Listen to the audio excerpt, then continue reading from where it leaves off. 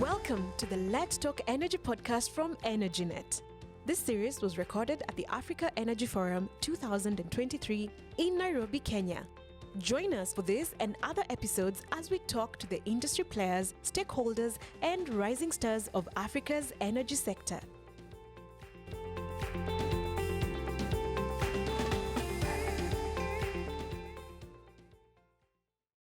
Okay, so I am Tony Tiyou from Renewables in Africa. What we do is we are raising awareness about renewables energy in Africa and across the world. Hello, I'm François-Xavier Dubois. I'm working for Siemens Energy and heading the Eastern Africa sub-region. And as you probably know, Siemens Energy is one of the main energy players with having some solutions on the whole energy value chain, from oil and gas, power generation, high voltage transmission, renewable power generation, and hydrogen. So that's very good to have you here, François-Xavier. So we almost at the end of AEF, so that's the third day. And I just want to know, how has it been so far for you? Have you been able to close some deals?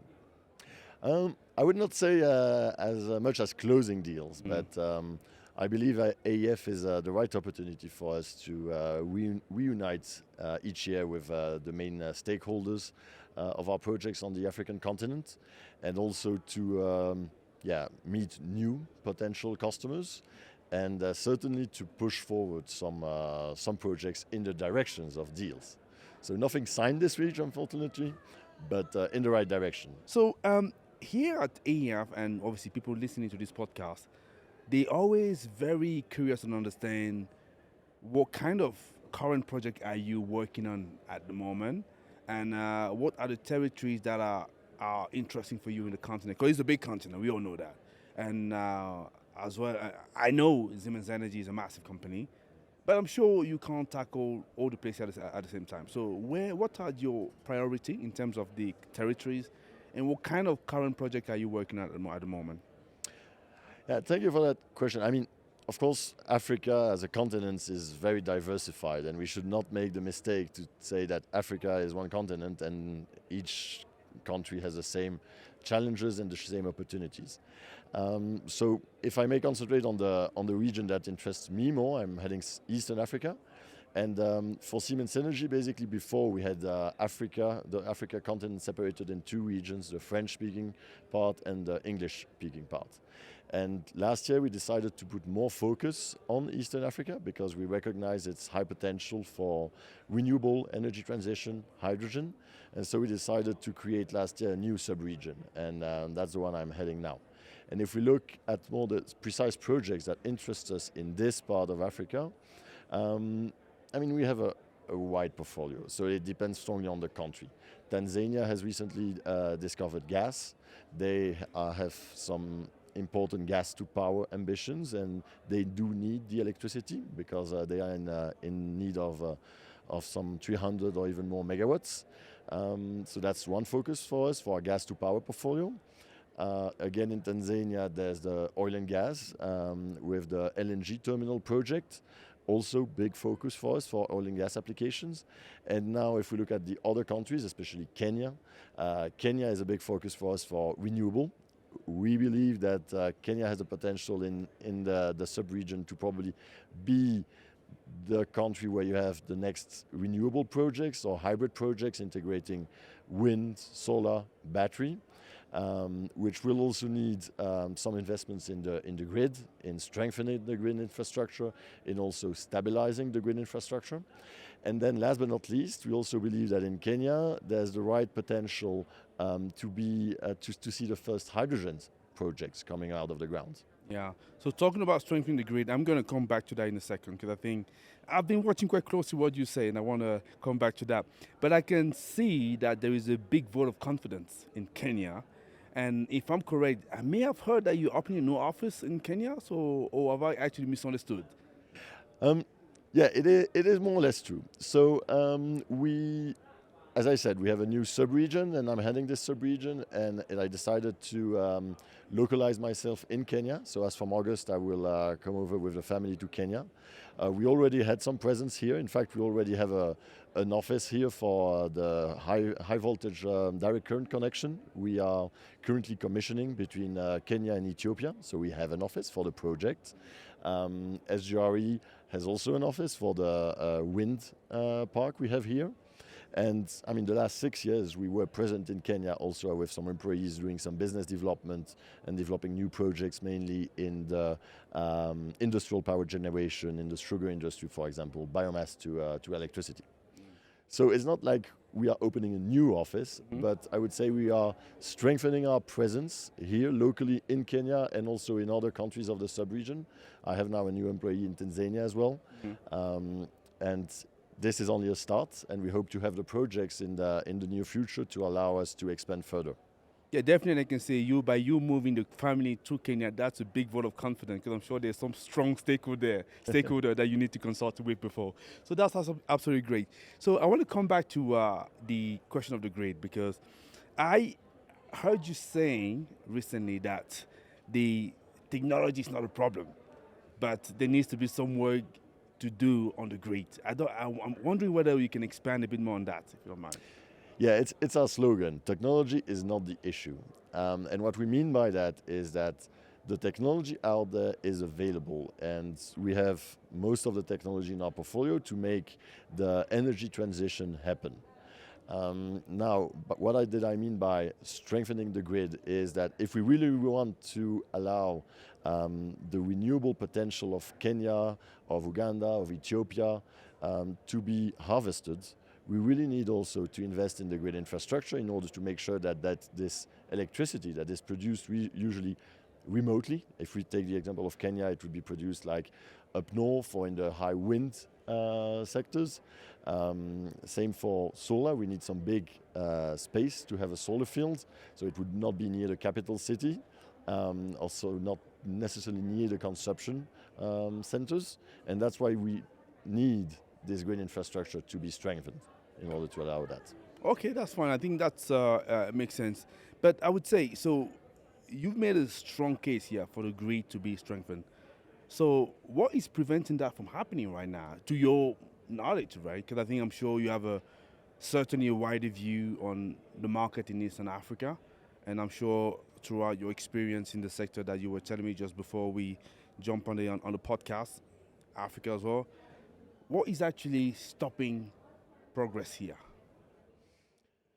I think there's nothing really stopping progress. It might be going a bit slowly, but progress there is. And what I think is maybe delaying the progress would be consistency.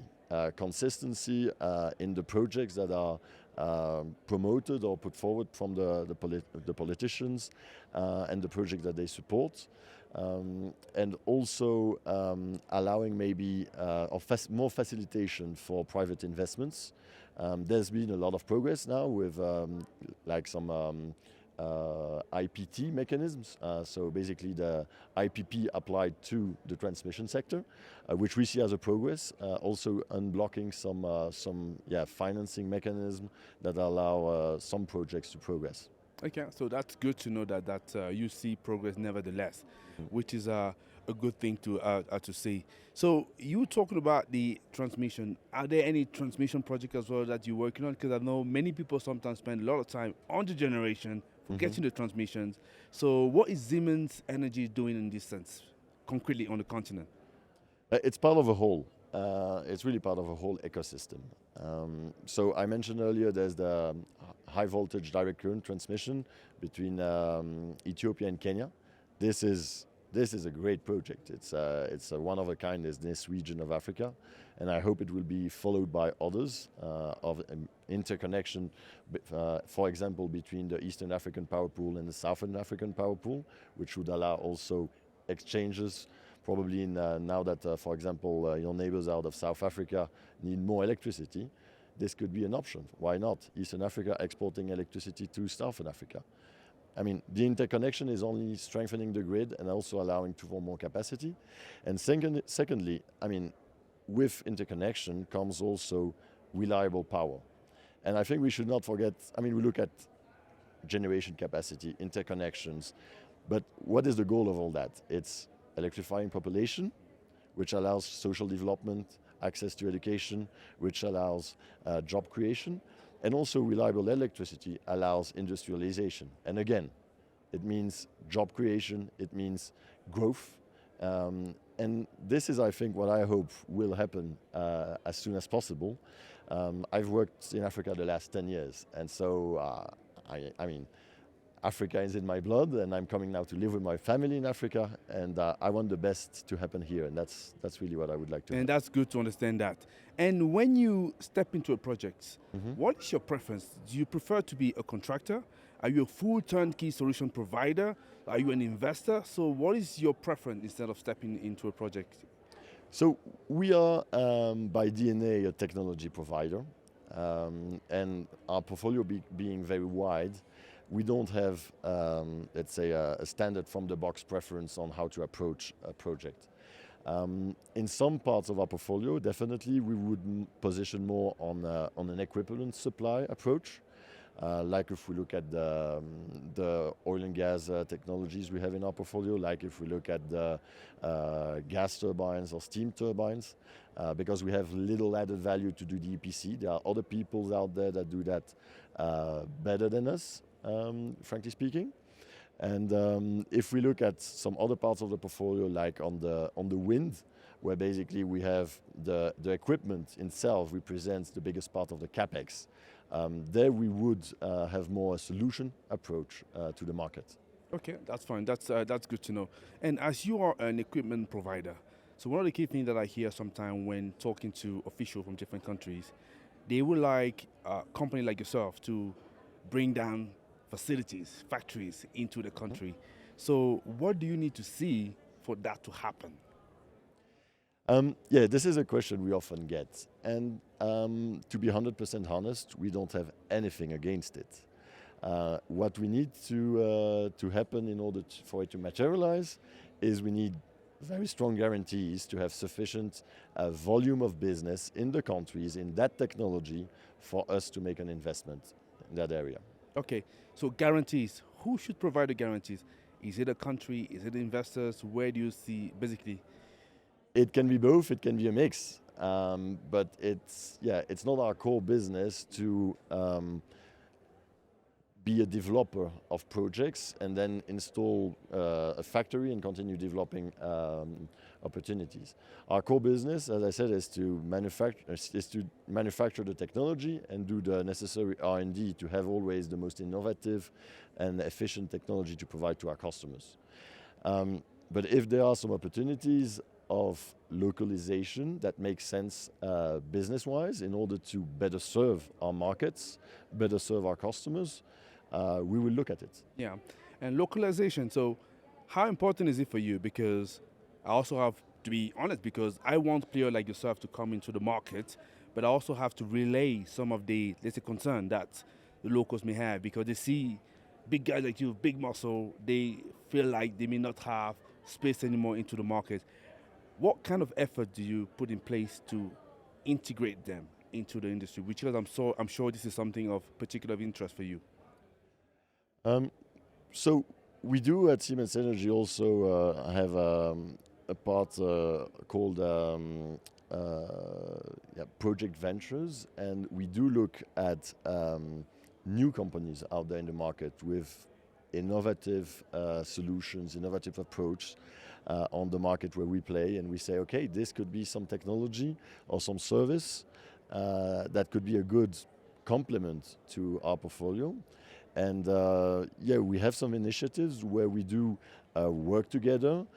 We also allow some of those companies, for example, to have access to some of our facilities or our factories' equipment in order also to progress more quickly. And at a given point, the question will come, do we invest in them? Do we integrate them? What do we do? But this sharing and this, let's say, mutual benefit relationship already exists, and that's something we are looking at in Africa. Okay, so you're very open for players to engage you and potentially share what they have, and you will look at that and consider that on their merit. Yeah. Yeah, and Kenya is one of the countries where we know that it's a strong soil for startups, and so yes, it is one of the mandates or the missions I have is to keep an eye open for startups that would have interesting approach services technologies that we could consider in the future. So definitely, if you listen to the podcast, you want to contact Siemens Energy because they want to hear from you. So I want to take you back to hydrogen because you say one of the reasons as well why the company is investing more into Kenya because you believe the first hydrogen project will happen here. From Siemens' point of view, how ready are you to roll out this technology into the market, especially the green hydrogen? We are 100% ready to roll out the hydrogen technology. I mean, really, we live by a slogan. Technology is not the issue. We are opening in October our hydrolyzer factory in Berlin, which will be capable of manufacturing about 1 gigawatt of electrolyzers per year in the beginning. We have the ambition, hopefully the market will follow, but we have the ambition to ramp that up to 3 gigawatt by 25. So yeah, we are ready for hydrogen projects. Now, we must also understand that it's really a new market. It's a new technology, and so it still takes a bit of time for the projects to do the whole assessment of the business case. For hydrogen, what is critical is to have the off-takers with the guarantees for a long-term off-take, because those are capital-intensive projects. And so before trying to get investors interested in a project, you first need to have a strong business plan. And how to have a strong business plan, you have to have a strong off-taker with guarantees. And there are some players that are already looking at it and progressing quite well. And we are definitely following them and supporting as much as we can with our technical expertise. And that's very good to hear.